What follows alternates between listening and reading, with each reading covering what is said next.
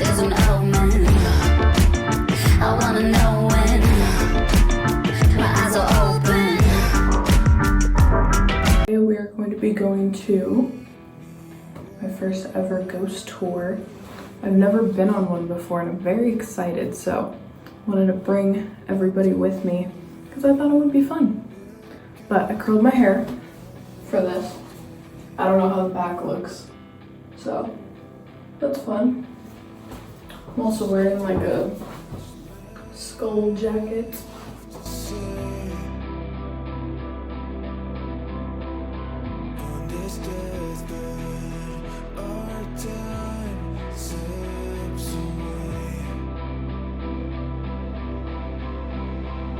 My dad served at the barracks, and I served at the barracks too. I was 17 years old, and I joined the Army Reserves here at the barracks.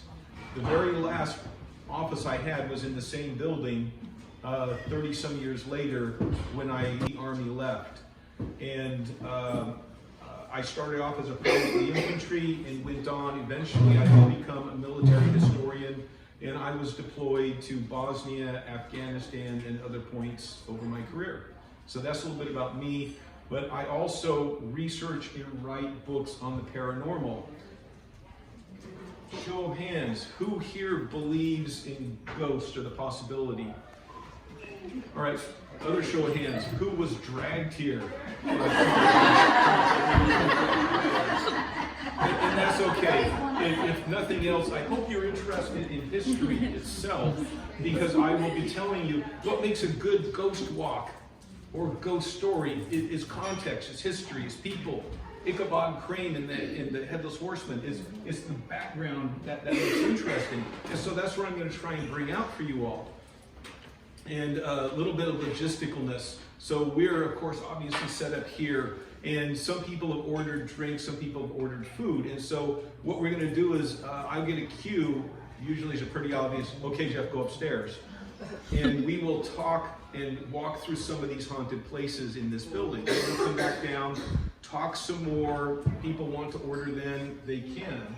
And so just try and make this a multiple experience. If you're not interested in ghosts, show hands again. And you're not interested in history, show hands again. The food is amazing, and so is the beverages, the wine. Willful Wine Vineyard is the restaurateur here. And now it's time for my public service announcement. Here along what's known as Officers Row. When the Army first started, this was the first building that they began work on, and it was the biggest building, and it was the post headquarters and commander's residence. And all these other buildings are much younger, and so it's the oldest surviving building.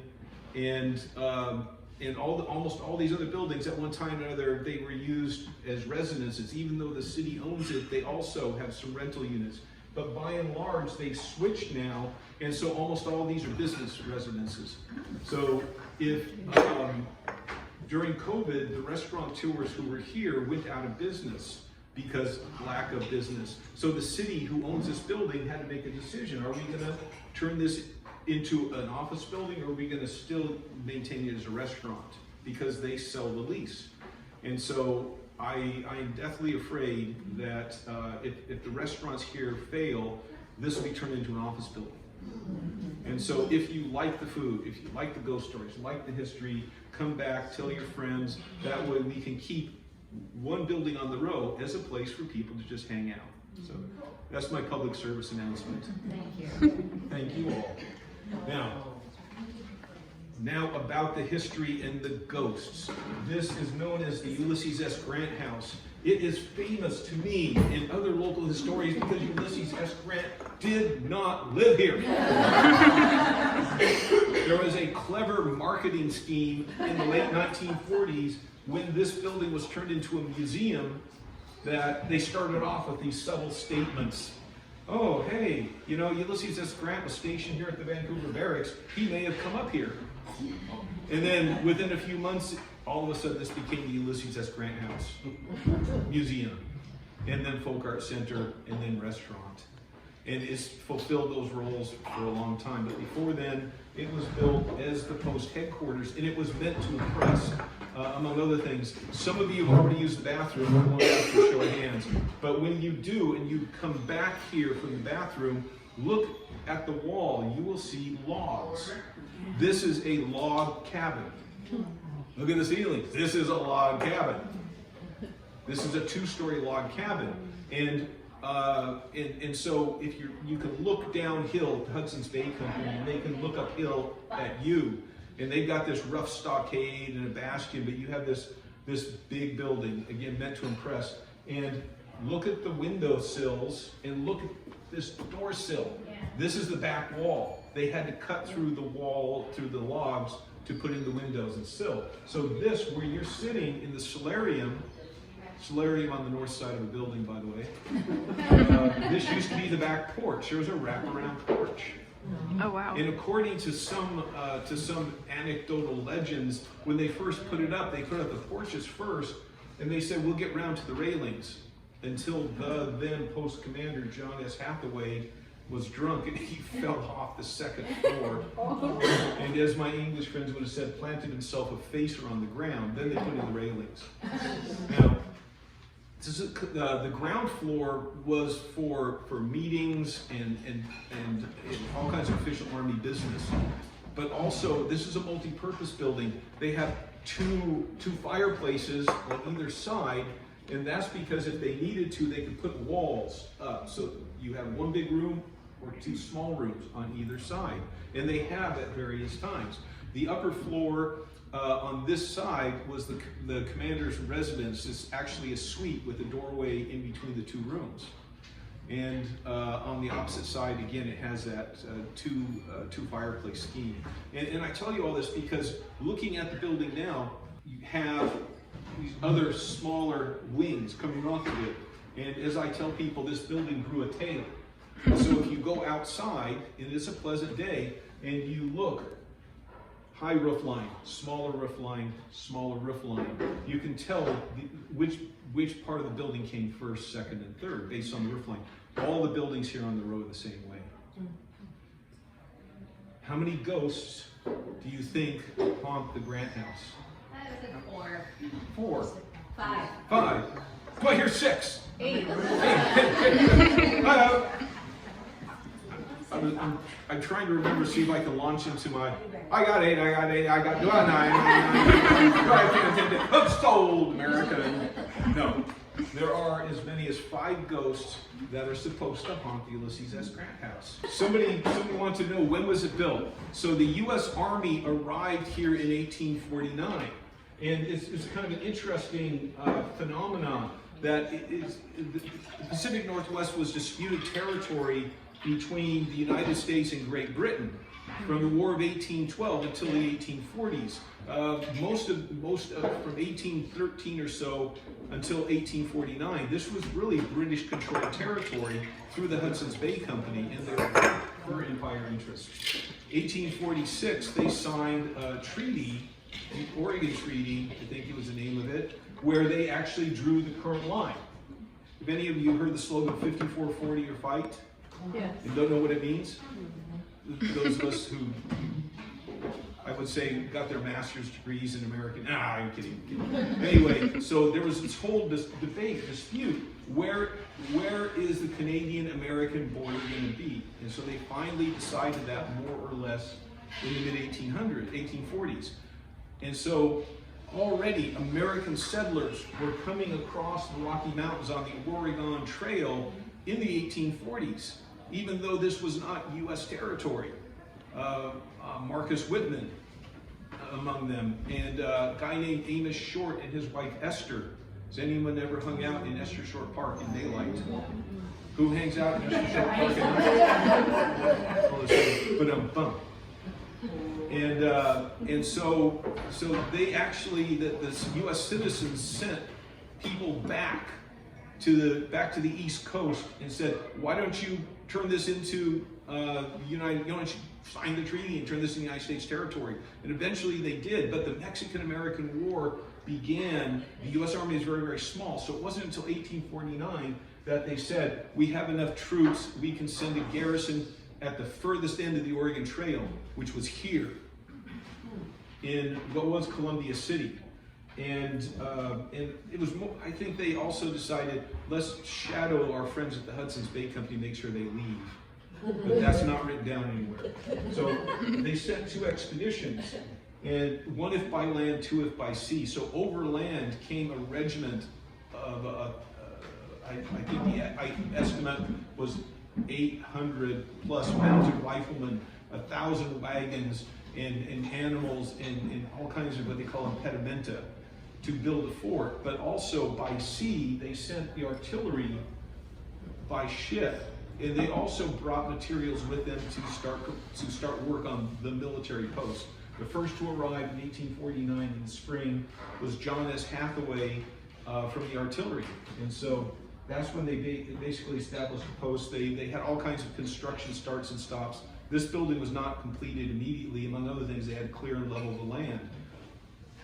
But the first thing that they did was they met the Hudson's Bay Company, and then they ended up coming up to the high ground, and Hathaway's orders were take all the land within 3 or so miles, 10 square miles, and plant the colors, raise the American flag, and take the land from around there.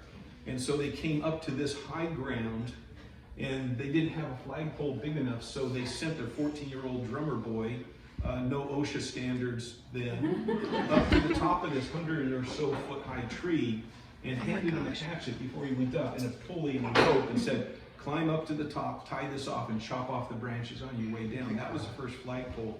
Outside, there is a flagstaff sort of nearby, we're not sure, that original flagpole. And then they started building, felling trees, and so they built this building. And it continued post headquarters from 1849 to the 1884, 5 or 6 or so, depending on who you talk to. Then it became the Officers Club. Plenty of drinking and pleasure making and arguments, and probably the beginning of a couple duels here. And then after World War I, it became the Post Library. And after World War II, it sat vacant for a couple of years because the Army was leaving. The War Department said, we don't need this post, so they started giving the land and buildings away. And eventually this became owned by the city of Vancouver, where it became that museum I was telling you about. Anyone here who's a Vancouverite old enough to remember school field trip in elementaries? Oh yeah. Okay. All right. And so 2 of us made it, you know, like air high five. And so this is kind of talking about all of the changes. Now, what about the ghosts, Jeff? Okay, a little bit about the ghosts. And if it weren't for the fact that all these ghosts date to different time periods, it's kind of like a nuclear family, because there is an adult male, Colonel General Alfred Sully. There is a female ghost called the Blue Lady. There is a little boy, and there's a dog. And a more modern ghost, there's the bartender. But of course, couldn't the bartender come from any time period? Right. Except for the time when this was a museum, because can you imagine how much of a happier museum and more patrons they would get if they had actually served beer and wine? Anyway. Now, so when they give me the go-ahead, we'll go ahead and talk about a couple of them, but let me talk about the bartender first, because we're on the ground floor. Now, this is pre-COVID. Restaurateurs had a bartender who loved the Grant House probably more than I do even. And so if you came in and sat in the bar, at the bar, when he was on duty, you could pretty much count on not leaving for a while, because he ran nonstop, talking faster than me, I'm sure, about the history of this building. Now, he was also popular with a lot of patrons because of how he handled the bar tab. In that, how many of you have been lucky to have this happen to you? This only happened to me once, and I didn't even realize what was going on until it got stopped. So he wanted to get bigger tips, so people come in, order a couple of drinks, maybe 3 drinks, and a hamburger or something, and they would get a bill for 1 drink and garlic bread. In the hopes, you're nodding your head in the hopes that much bigger tip. Like, only a couple of us are that crooked, I guess. Because the rest of us, yeah. And so he had favorite customers that would come in and they would do that. And eventually he got caught. And I talked to the owners about this gentleman, and they said, we all loved him. He was like our favorite employee. He didn't really mean any harm, but what could we do? It's just a bad example to let this thing go. And so they fired him. And a couple months later, he came back and said, can I at least come back as a customer? You can charge me full price for my drinks too. And so they relented. And so he was a regular fixture over in the bar. And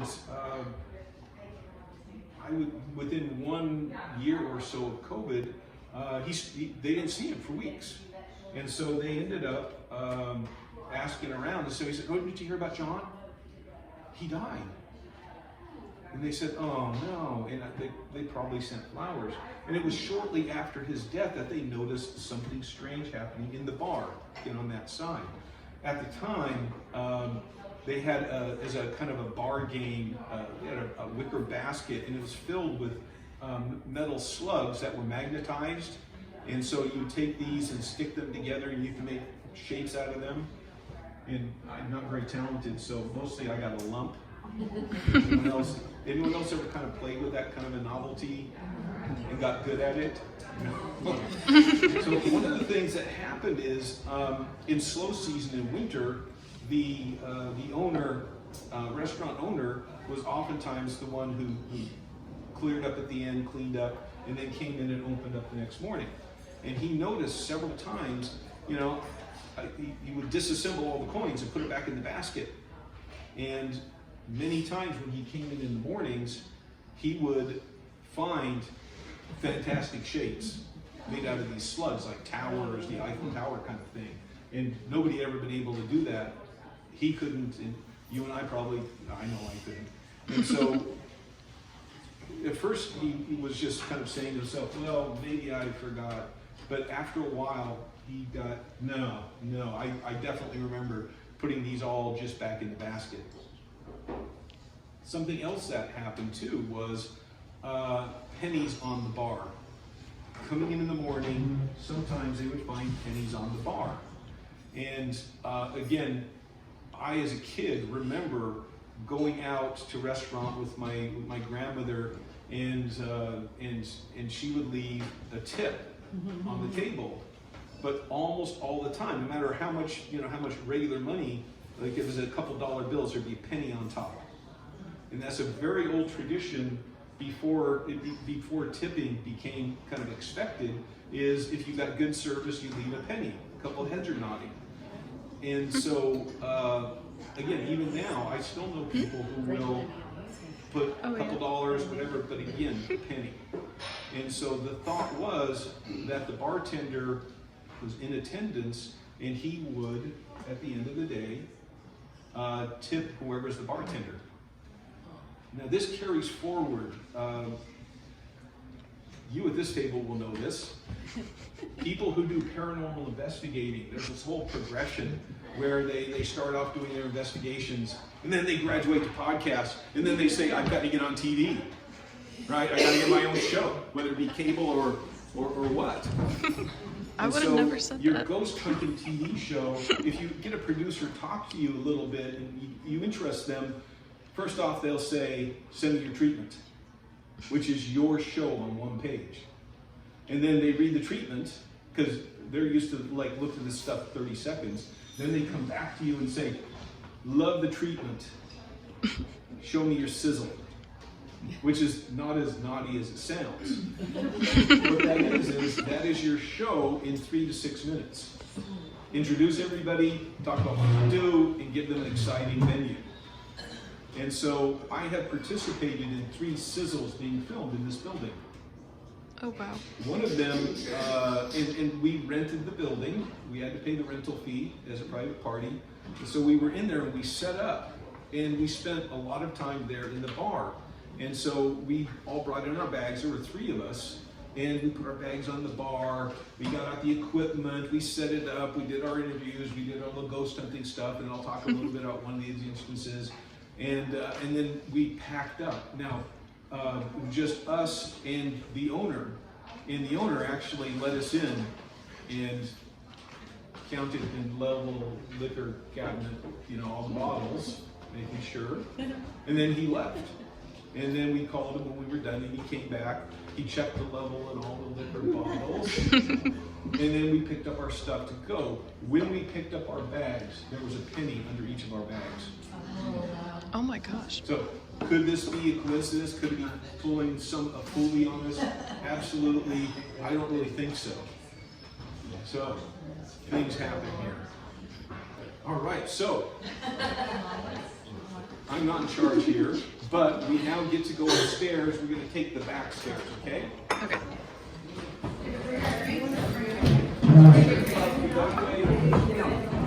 I'm so excited.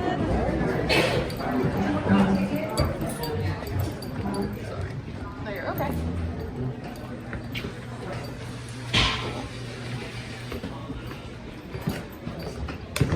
All of this is a later addition. When this was used still as a residence, if they had built this was meant the back stairs for servants. If anyone saw Gosford Park, imagine Gosford Park on the frontier. 2008, I wrote Weird Washington, and people still ask me about Weird Washington, and at events I have to get used copies. It's out of print. And so this story comes from Weird Washington. Now, in 2007, 2008-ish, this was the restaurant, and the manager was really upset because when she would come in the morning, at that time, the restaurant served lunch. So she would come in the morning and it wasn't set up for lunch. Sometimes the dishes weren't done, the tables were not reset, there were no napkins, no place settings. So she had a staff meeting and she yelled at the staff. And by the way, she was German American. And the precision with which German people dress people down is pretty impressive and scary. So imagine, there she is, kind of yelling at the staff, "How dare you, you're wasting my money. I come in, the dishes aren't done, the tables aren't reset, the floor is not vacuumed. What are you people doing?" One of the staff finally said, I'll tell you, we're not being lazy, we're not stealing from you. What's happening is we're downstairs, there are only 1 or 2 of us trying to clean up and reset. And when we hear the footsteps on the 2nd floor, we're going home. Is Colonel Sully. And now I go to the historic part. One of the post commanders here in the 1870s was a guy named Alfred Sully. And he had been a general in the Civil War, and he reverted the rank of colonel. He was stationed out here. He was a senior officer, and he died here. We're going to go into his room in a minute. And even before his death, he was suffering, I think he had stomach cancer. Some of the people said he had, not tuberculosis, but rheumatism. He had terrible stomach cramps and back pains, and to the point where he was a cavalry officer, but he could not sit a horse. So he went to the field in an ambulance, which is a padded wagon. Now, it's the 1870s, 1877, the pain would be so bad, he would pace. He would get up in the middle of the night. He couldn't sleep. He would pace back and forth until the pain lessened, went away, and then he would go lay down and finish sleeping. And so, and he died in his rooms. Now, we go back to the 2000s, and this is the restaurant office here behind you on this side. So, only a couple days after yelling at the staff, the manager's here cooking the books, so to speak, and this flip door was open, and she heard footsteps coming up from where you are She heard these steps and she knew the building was empty because she was the one who locked it up. So she was much braver than me because all she did was she turned around in her chair and looked out this open doorway. Dum, dum, dum, dum. She heard it now on the landing. Dum, dum, dum. And the footsteps went right past the open door, but she didn't see anyone. Whoever it was invisible. And she heard them continuing down the hallway. Slowly and heavy. And so, again, much braver than me, she got up and she stood about where you are. She heard the footsteps come back. And then she ended up when she knew that they were here, she jumped right in the middle and went, aha! Only imagine this being, aha! And she said the footsteps didn't slow down, they didn't speed up, they kept on going right through her, behind her, and she felt this wave of iciness through her body. And that's when they came down and they turned around and walked past her. And it was at that point she finally decided it was time to go home. Which is a common theme in haunted houses. Any of you ever lived in a, yeah. It's nicer if it's somebody else's house, isn't it? Yeah. And so that was where they think is Alfred Sully. Now, continue following me. We're going to go into Sully's quarters. This is where Alfred Sully died, by the way. It is colder in here. When they built this, originally it was just logs. Then they chinked the logs. Then they put canvas, cotton cloth to hold everything together. And then in phases, they didn't have the money for lath and plaster because it was expensive to send it around the horn. So that's when they put the wood paneling up. Now, and so the paint scheme is a little different, but I would say by the mid-1860s, what you see is what was in place. Now, when we go outside, I'm going to point out, eventually they installed wallpaper. The real purpose of wallpaper was to keep the draft out. Then it becomes beautifying, and then it becomes a status symbol depending on how expensive the silk fabric and hand painting and so on. So there is still a portion left. But I do have another paranormal story. When a couple of years later, I was doing a ghost hunt here with one of the staff. Her name was Amanda. And so we came in on a Sunday, and they did do Sunday lunch, but the only people in here was myself and Amanda up here, and then downstairs in the kitchen was the sous chef and the hostess who was doing all the bookings and appointments. So they were down in the kitchen. So Amanda and I were up here. We had a digital audio recorder, and I was saying, the recorder. I would say to her, all right, I'm going to start the recording in 3, 2, 1, and then push the button. And I was, okay, we're going to start the recording. 3, 2, bang, clang, bang, clang. It was like outside, and because this is an open stairwell, I wasn't sure what was going on. And so I waited for it to finish. And I said, okay, now we're going to start. In 3, 2, bang, clang, bang, clang. And so Amanda must have been raised in a family with a dozen people, because she just sat up a little taller and yelled, hey, stop making that noise. And loud enough that we heard the boom, boom from the kitchen door. And the sous chef yelled, we're not making any noise. This is a terrible thing about a haunting event. When something happens that you're not expecting, you don't have it on record, do you?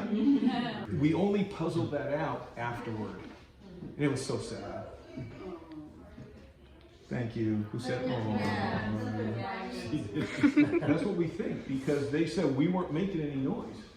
So it's in most paranormal events, you piece it together afterward. Something bizarre happens. You're living your life, driving, standing, eating, drinking, speaking to somebody, and these events happen. It's like a drive-by or a car wreck. You just left puzzling out afterwards, because music doesn't cue up. You know, that stuff doesn't happen, unfortunately. And so that's kind of what we pieced together out of it. Yeah, and I lost touch with Amanda, but yeah, I don't have it on audio, so you're just gonna have to trust me. Questions so far about Sully and all that? So he died in what year? It was 1877. Okay, so these walls would have been this then.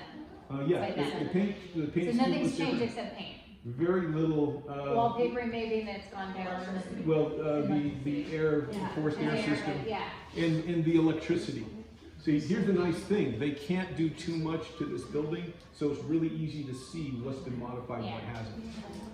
Now, I am gonna, yes, Oh, yeah. oh, Short middle, it's a style. Uh, The doors are short, but. in part it's style, in part people are shorter.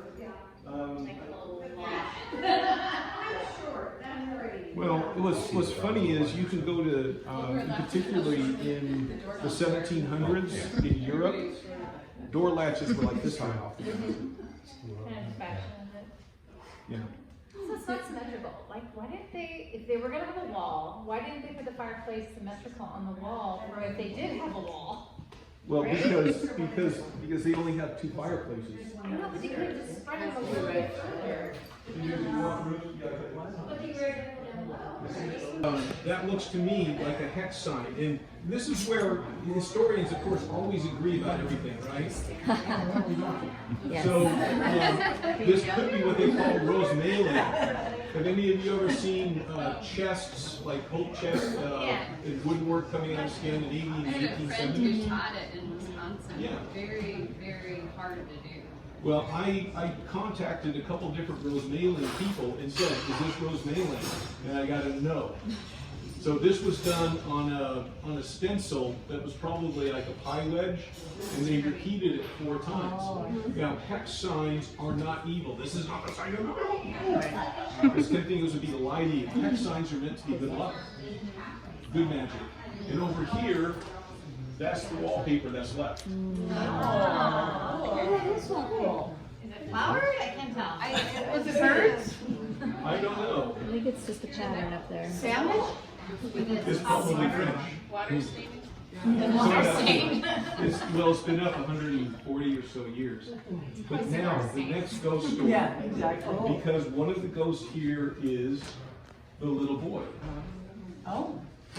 Going back and forth down the hallway, and she saw a little boy dressed in late 19th century clothing, and he was sitting on the couch. It's not the same couch, same place. And they locked eyes, and they smiled at each other, and she kept on going. She just figured somebody was in, they brought their kid. It's not all that unusual to see people as reenactors in period clothing. The cashier, that little boy, is so nice and quiet, polite. Who does he belong to? What little boy? The one who's, and she turned and pointed, and he was gone. He had been sitting there. The cashier had been there the entire time, and she never saw him. Now, when I started doing these ghost walks, that would have been about 2018, I do Sunday outside ghost walks noon, and so this one woman came and she said, I signed up for this because I came here early because I had a question. Is this building haunted by a little boy? And I said, what are you talking about? Because when I came here with my grandson last weekend, they seated us and he started chattering to an invisible companion. And I said, who are you talking to? The little boy. Well, what little boy? When we came in, he was sitting on the couch and he's lonely, so he came over so we could talk some more. And that year, that seemed to activate it. Several people, only with children, reported seeing the little boy. One of the sizzles I participated in, anyone watch any of the Ghost Hunter TV shows? Like Zach Baggins and some others get these plastic balls with a whole bunch of lights in them. Yeah. You know, and then they say, please play with the ball, and sometimes the ball, depending on the configuration, will say things, or if somebody touches it, it activates it and it changes designs.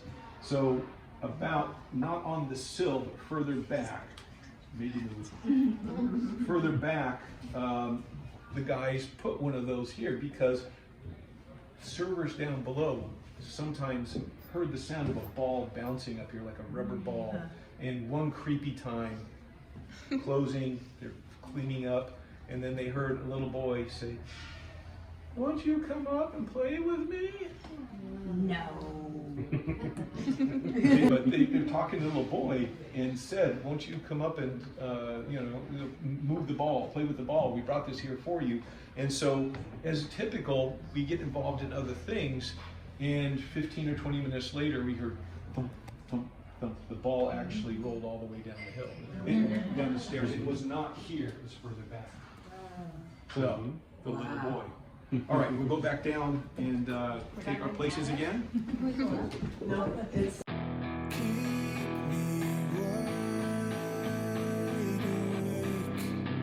first walked into this building, I got like complete loss of balance for like a millisecond. That happens a lot to me whenever I walk into a haunted place. I'll just like walk in and like almost fall over and then just keep going. And it was really weird because when I first walked in here, I sensed like a male presence, and when I did, it felt like he was like in the middle with like everybody else like moving around.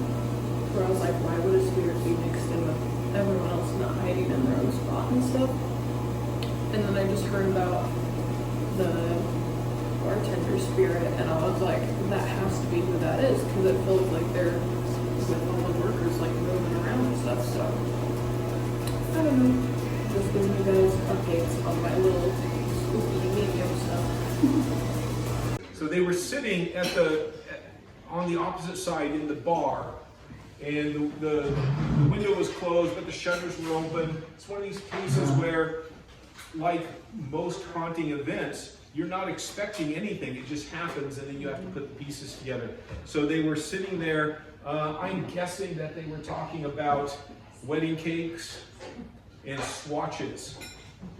Now, I don't even know what a swatch is, but I do know about wedding cakes and how, like, my ex-wife had her choice between like 9 of them and said, "Which one do you like?" I said, "Which one's cheapest?" I like that one. No wonder she didn't think I was funny. So anyway, their minds were not at all on ghosts or the paranormal or anything. And so just like today, the doors were open. And so there they were sitting in the front of the building. There was nobody else here. There was no service, so there were no cooks, no prep, no nothing. And then all of a sudden, they heard, coming out of the hallway, they heard the sound of a dog getting up, a big dog. If any of you have ever had like a Newfoundland or St. Bernard, there's a particular sound that big dogs make when they get it, because it's like a slow earthquake. As they whoop their way up, right? So they heard that sound. And then they heard the dog's toenails clicking on the wood floor. And the bride turned to the planner and said, "Did you bring a dog here?" "No, I thought you brought a dog." "No, I didn't bring a dog either. What's going on?" So they just sat there because they heard the dog walking along the hallway toward the front of the building. And they heard it kind of slow down a bit. They could tell it was getting closer. And then they heard, again, this is, you can usually tell by the way anybody's footsteps when they're like turning and making noise. So they heard it coming into the room with them. Again, just like upstairs. Heard the noise, click, click, click. Thank you. But didn't see the dog. And the clicking toenails walked right by them on the inside. And they could tell where it was because there was a carpet in there, and it was click, click, click, carpet, carpet, carpet, then click, click, click. And it went back out through this far door. They heard it walk a couple paces into the hallway, and they heard it move as it settled down again. And many people reported it, and a couple times people told me, "I actually saw the dog." And that leaves us with our last ghost, completing our spectral family, even if they all date to different time periods. This is what the ghost is known as the Blue Lady. Guess why? Her lips are blue. No, because she's wearing blue clothes. And you're actually in her room. That makes all the rest of you wish you were on overflow, doesn't it? No, the little boy on the second visit was actually seen talking to the living little boy at your table, by the way. Oh wow. Don't let him follow you home. Now, this is just before COVID. A lot of these are before COVID, in that this building sat vacant during COVID and actually for almost 2 years after COVID. So Willful Wine has not been here that long, not long enough to accumulate stories. Now, do you remember it was about 7 years ago we had the heat waves? And then the fireworks in the gorge and massive fire and the orange sun at sunset because of all the smoke. Remember how hot it was? So for a long time, workers here had talked about this ghostly woman that they saw or heard. Like they heard the rustle of her clothing, like a skirt or something. Nobody had a real concrete, it was me. But when we had that heat wave pass through, and it was like August, and you got up at 6 in the morning, it was still like 90 degrees out. Remember that time period? So it was late summer, and they had a new sous chef. Again, they dumped on the sous chef, didn't they? So you're the sous chef. Why don't you go to United Grocers and get all the fresh vegetables for the week's service? So the guy, the night before, just before closing, loaded up his car. It's still probably 100 degrees. And he got up before dawn and drove here so that he arrived just a little bit after dawn to unload his car. And he was parked back there. And as he was unloading his car and carrying these sacks of vegetables in, he saw a woman walking around the grounds out there like she was looking for something. And that was one, that was unusual. Two, how she was dressed. He said she was dressed in a very, very long, looked like blue silk dress, bustle, but her hair was down. But he said that one of the weird things that they were saying, oh my God, Jeff, later that day I came for the Ghost Walk, and the staff grabbed me and said, oh my God, you'll never believe it, somebody finally saw her. And as they were describing her, they said he told them something that was weird about her dress that he didn't even really think about was the shoulders, the fabric on the shoulders. And they were describing it, and they were saying, it's just like it was not smooth. It was like there's a gathered fabric, and it was puffy. And I said, like Snow White puffy? Yes, like Snow White puffy. You remember Snow White the cartoon? She's got those big shoulder things of fabric, shoulder things of fabric. And oddly enough, I actually started looking at women's fashion magazines, for my ex-wife, and saw that as a fashion statement in the late 1890s, that became very fashionable for women to have these gathered rolls of fabric around the shoulders. Now, by 1904 or 05, the bustles go away, the corsets slowly go away, and the puffy shoulders never come back. So, historically, if I were going to peg this woman for a time period, that's when. Now, I take us back to the sous chef, and he kind of calls to this woman, can I help you? Can I help you? We're not open yet. And she ignores him. She kept on walking like she was looking at the ground, looking for something. And he walked over toward her, and it was only a couple feet away. He said, ma'am, can I help you? She just simply disappeared. He told her that he was looking outside through the window door, and he kind of turned to, he saw a woman outside walking around. And then it just started drizzling a little bit, and then all of a sudden she was in the room at that far end where the door is. And she was in the room, kind of pulled her head up and looked at him, their eyes met, and she froze too. So the two of them just stared at each other for several seconds, and then she shrugged, like, oh, okay, and she turned around, but before she could even open the door, she just simply disappeared. Now, in thinking about the time period that we're talking about, this is, if I'm correct about the puffy sleeves and puffy shoulders, this is the late 1890s, and that was when this building was the officers' club. Now, officers' clubs in those days, there would have been a board of officers who checked the money, made sure that things were right fiscally and businessing, but day-to-day running of a place like this as a club, because of the division of labor in those days, it was left to women to do culture, and that includes hiring and firing of servants, planning menus, recipes, and knowing which fork is on the left, which spoon on the right, and all the etiquette and planning of parties and things would have been done by a woman, a wife. And so oftentimes the officers' clubs were run by widows or wife of senior officers because that was their business. So I can imagine the Blue Lady having been one of the housekeepers here over the decades, and after her death, she still comes back to make sure things are running smoothly. And people have occasionally seen her since COVID, so somebody reported, not the staff here, but the longer that goes by that they're open with the staff, the greater the chances we will have more incidents happen. Just like they redid all the wiring, I assure you of that, and yet what happens when we go up and I start talking ghosts? This is when everybody in unison says, "The lightning starts going in and out, Jack." It's a hard thing sometimes, especially if you're kind of a skeptic, to actually acknowledge these weird things happen to me, and we might be able to say through a process of elimination, this is an anomaly, and this might well be a paranormal event.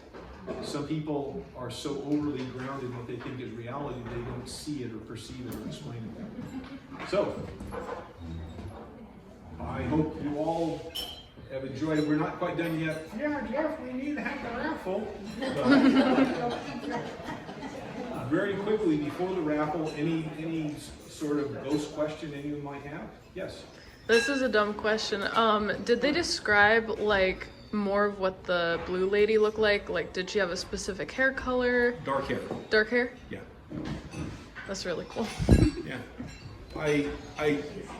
I should say this when the manager is not here, but if you wanted to try and schedule a paranormal event for a larger group of your own friends, you might want to contact Shauna.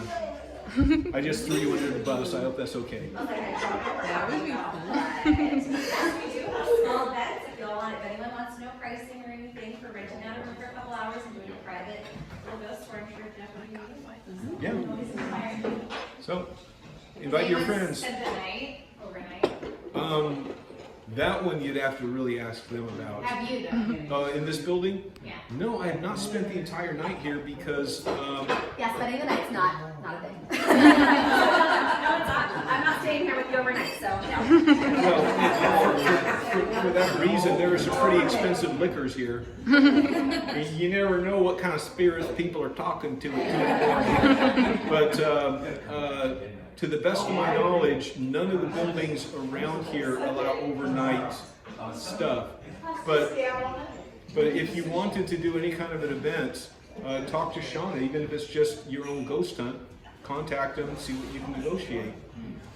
Yes? Is there any a larger group ghost activity? Because there was a lot of military activity here, obviously. Did people see soldiers or Yes, that's why. horses? Anything like that? Thank you so much for this plug about my other ghost walk. I do an outside ghost walk.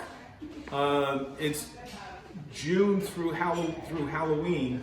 Now, June, July, and August, I pick one weekend a month to do them. It's Friday night, Saturday night, Sunday at noon, because some people have kids, and kids are much braver in the daylight.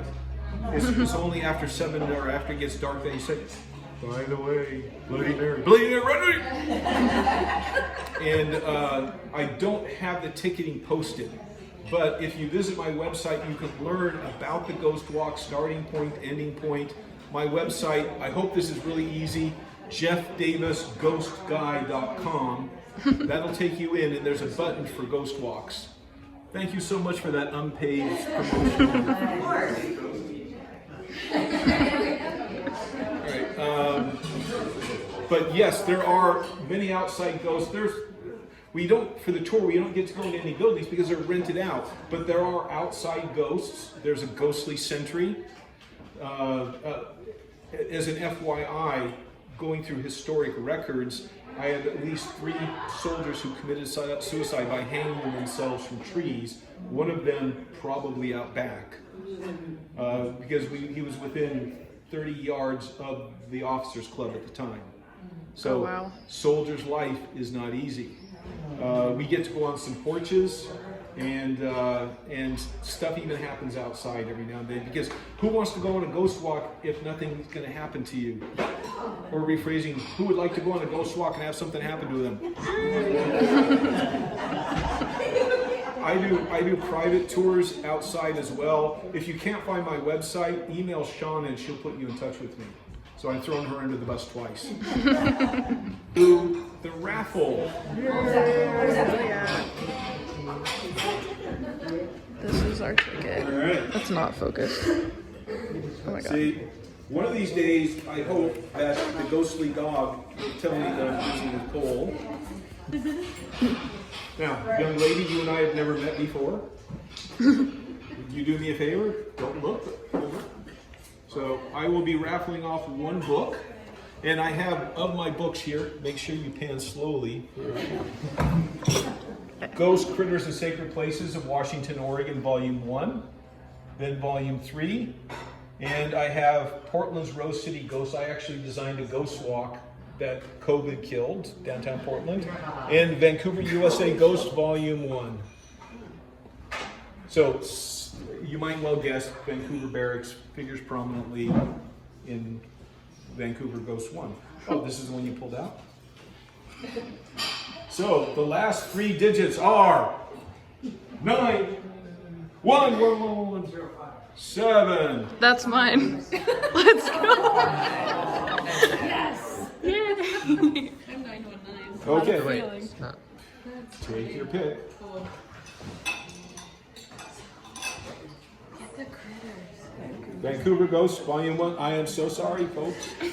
So if the rest of you can't have that book, you won't have any book. Pretend you don't hear me when... It's going to be just this table.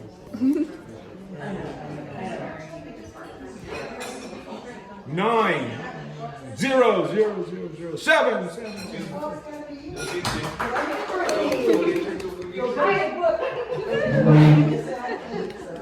Considering all that hassling you gave me,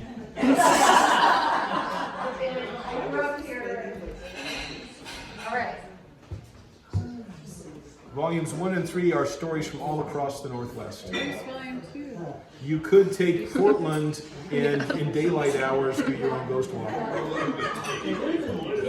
All right. Now if I had a whole, all right. So now if I had a whole bunch of cheers, I would probably raffle off a 3rd book.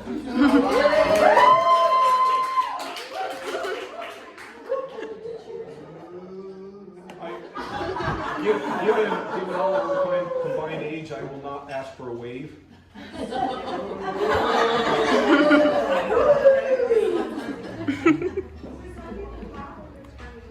And the last 3 digits are 9, 2. No, I'm kidding. 909. 909. Come on up. Next table over here. All right. You two have been so quiet, I'm glad you won. You could, in daylight, take a self-guided tour of downtown Portland, or these are stories from all across the Northwest. All right. I appreciate all of you sticking around for this. Like I said, staying inside on a nice day like this says something about your interest in the paranormal. I hope you have enjoyed the food and the wine and the mixed drinks here. I just have to say I've really enjoyed being with y'all because this has been a lot of fun. Everybody's had a great sense of humor about this. You laughed at my jokes, which, so, all right. So last question or 2 questions. Anybody? We were talking. Oh. Go ahead, no, go ahead. We're talking about the temp change upstairs when we went in that first room. Oh yeah, one of the rooms were like 4 degrees colder than the other one. You could visibly feel it. I went back up there to record empty shots of the rooms. The rooms were the exact same temperature when I went up. 67 and it just like won't right when you walked in. Interesting. They're both 69 when I went up there and checked both rooms. Are they on different heat pumps? No, they're not. The heating system, what they were asking about is that upstairs, when we originally went through, of General Sully's apartment, one of the rooms is much cooler than the other. And so she went back through for some other shots, and all of a sudden, within what, 10 minutes? Yeah, less than that. Less than 10 Like minutes, they're 5. the same temperature. So there's like a 4 or 5 degree temperature difference. Yeah. So is that the ghost? Or is it just the fact that all of you were so magnetic that you Okay. Now, your question. I was just wondering if you have any theories about what this ghostly activity is. So, for instance, some people talk about just the energy of a big event. So if something traumatic has happened somewhere, it leaves behind that feeling. And so, I guess it's sort of that an idea of residual energy versus an actual entity. Right. So her question, if you spoke very loudly, thank you for speaking loudly. So her question, this really is going to take me a couple minutes. All right. So in the nature of people who study hauntings, quote paranormal, the word paranormal means it's just not normal. In 1745, electricity was paranormal. And then Benjamin Franklin did not fly a kite with a key, but now electricity is normal. So what is paranormal sometimes science has to catch up to it. So there's only one place that I know of now that offers degrees in parapsychology, which is the study of the abnormal. It used to be University of Nevada, Las Vegas, I think used to, but now Edinburgh University in Scotland has funding, and they have the Kessler or Koessler paranormal unit that offers this through their psychology department. So what you do is you have what's called anecdotal statements, and by anecdotal you have people telling about these events. You record them, you study them. So in some cases, it seems to be.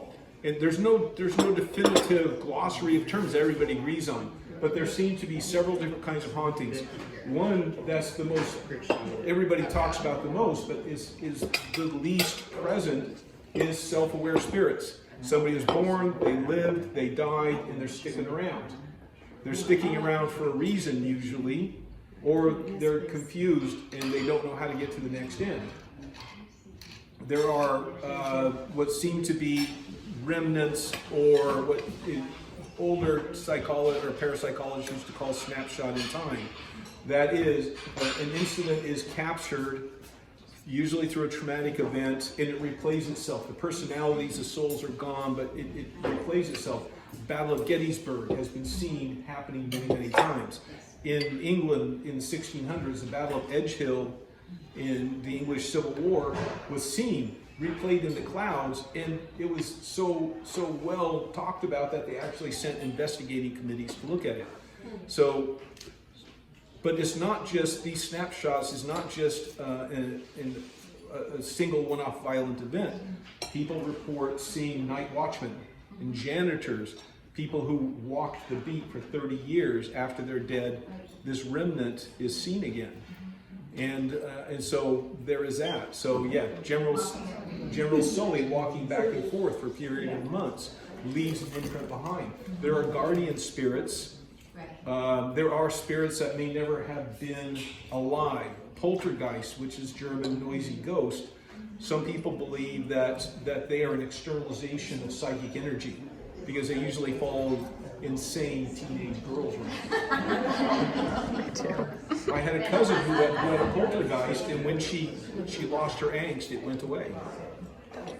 And there are extra ghostly beings like banshees and foretellers of doom, and this falls into guardians. So I'm actually quite happy not being able to definitively tell you, as much as let's characterize them. Let's gather the stories and see how many stories of different kinds and see if we get a trend. That's where I come from on this. Alright guys, we just got done eating food and we're about to head out, but I just want to say thank you so much for watching. I hope you enjoyed. I can't believe I won that book. That was so awesome. make sure to check out Jeff Davis's website.